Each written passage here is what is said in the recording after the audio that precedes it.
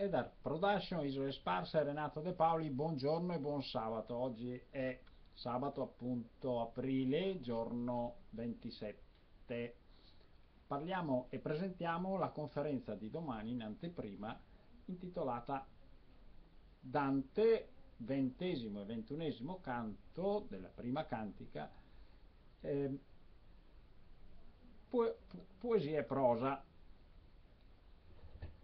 Questo avvenimento si svolgerà a Vicenza in Contrà Santa Lucia 62, alla Scaletta 62, in Saletta Cornaro. Domani alle ore 17 siete invitati,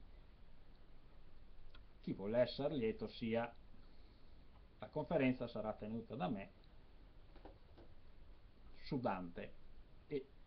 partirò con la premessa della questione di acqua e di terra, questione di acqua e di terra, che è alla base della discussione filosofica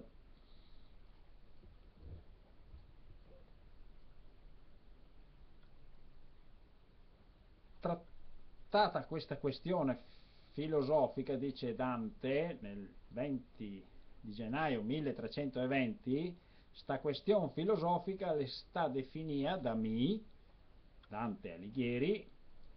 il minimo dei filosofi, durante il dominio dell'invitto signor Messer Cangrande della Scala. Cangrande della Scala era fiol de verde, principessa della Confederazione delle Isole Sparse, del Regno dei Tre, che sulle 4 tribù dei 12 del Venex Lax o Lax Venex, della famosa Piera dell'isola vicentina, che è seccata, oggi esposta a Padova in una grande mostra. Ma tornando al nostro Dante, il 20 di gennaio 1320 scrive così, dedicando questa questione de acqua de terra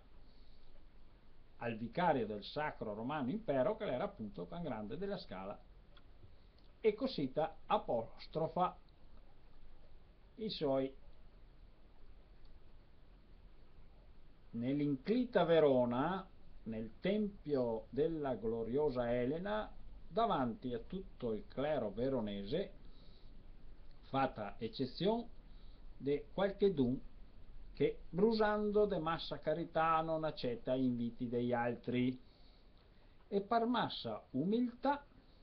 puoreti de Spirito Santo scappa via dall'interveniere ai suoi discorsi, per non parere riconoscere l'eccellenza degli altri. Cosita le sta nell'anno 1320, da quando è nato nostro Signor Gesù Cristo, nel giorno di domenica, che al Salvador nostro, col suo glorioso Nassar e con la sua straordinaria resurrezione, ha dato come giorno da venerare, che il giorno l'ora cascava e il 20 di gennaio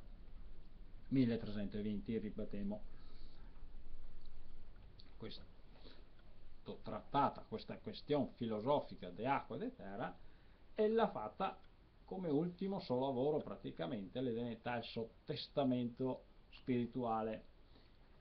perché Dante morirà l'anno dopo, nel 1321. In sta questione di acqua e di terra, che viene esposta in questa chiesa tacca al Domo di Verona, e parla in sottinteso della questione delle università, delle isole del Tre Regno, delle isole Sparte, del bosco, dell'acqua che viene su, bassa e alta marea, comandata dalla luna e dall'acqua dolce, bella, chiara, pulita, fresca e sana, che va drento e fora ogni 6 ore fin a Verona e a Mantova, come dice Strabone, da fare invidia all'impero ste isole le sommeia a quelle della foce del Nilo, dice Plinio il Vecchio, e le comunicazioni per via acqua le fa appunto invidia all'impero.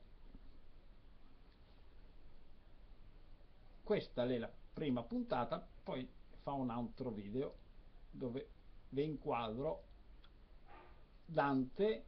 dal 1301, quando la dovù scappare da Firenze perché bandito, rincorso e condannato a morte, fino al 1321, quando è morto. In pratica 20 anni dell'ultimo periodo della sua vita, dove lui le resta sulle isole venete nei tempi della cosiddette signorie, e lui principalmente era a Verona, ospite prima de Verde alla corte di Alberto I, che era Marie della Verde, e poi dopo le sta ospite e amico intimo di Can Grande, che era il figlio de Verde da Bionde, che aveva sposato appunto per un patto di sangue Alberto I Scala, per creare un figlio unico, un figlio di sangue, per dare unità a questa realtà, che unità non aveva, era piena di confusione anche a Verona e nelle isole sparse, nel Ferrarese, nel Mantovan, nel Brescian, nel Bergamasco, nel Trentin,